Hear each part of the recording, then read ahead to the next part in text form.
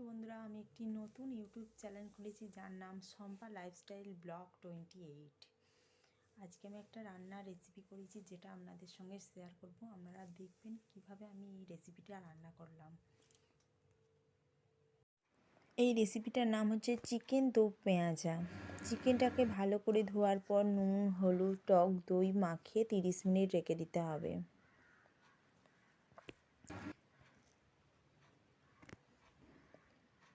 ভালো করে মাখিয়ে নিতে হবে, প্রত্যেকটা মাংস ভালোভাবে মাখিয়ে নিতে হবে। তারপর গোটা পেঁয়াজ আমি ভেজে নিলাম। অল্প ভেজে নেওয়ার পর আমি তুলে রাখবো পেঁয়াজগুলো। সেই তেলেতে আমি ম্যারিনেট করা মাংসটা সব তুলে দেবো, দিয়ে ভালো করে নাড়াচাড়া করে ভেজে নিতে হবে। হালকা গায়ের কালারটা মাংস চেঞ্জ হলেই তুলে নিতে হবে। তারপর তেলেতে তেজপাতা, শুকনো লঙ্কা, গোটা গরম মশলা, কুচনো পেঁয়াজ দিয়ে নাড়াচাড়া করে ভাজতে হবে। পেস্ট করা পেঁয়াজ আবার দিয়ে দিলাম, অল্প নুন দিয়ে সেটাকে ভাজতে হবে। দিয়ে আদা রসুন বাটা আমি একসঙ্গেই বেটে নিয়েছিলাম, সেটা তুলে দিলাম। দিয়ে ভালো করে ভেজে নেওয়ার পর কিছুক্ষণ পর হলুদ গুঁড়ো, জিরে গুঁড়ো, শুকনো লঙ্কা, কাশ্মীরি লঙ্কা দিয়ে মশলাটা ভালো করে কষিয়ে নিতে হবে। মশলাটা ভালো করে কষানো হয়ে গেলে তখন ভেজে রাখা মাংসগুলো আমি তুলে দেব। দিয়ে বেশ কিছুক্ষণ ধরে ভালো করে কষিয়ে নিতে হবে। অল্প নুন দিয়ে দেবো।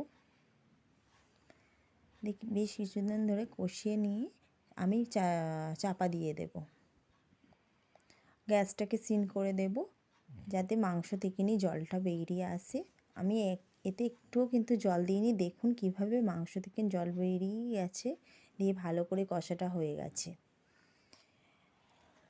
ভেজে রাখা পেঁয়াজগুলো তুলে দিলাম।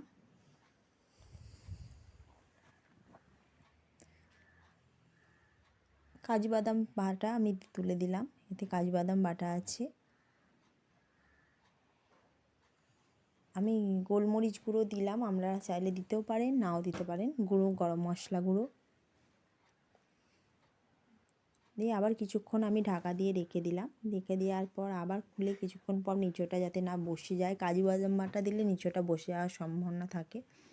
লাস্টে আমি বাটার দিয়ে দিলাম। আমার রান্নাটা মোটামুটি কমপ্লিট হয়ে গেছে। এবার এই দেখুন, এই রকম দেখতে হবে। আপনারা একবার বাড়িতে ট্রাই করে দেখবেন, খুব ভালো লাগবে।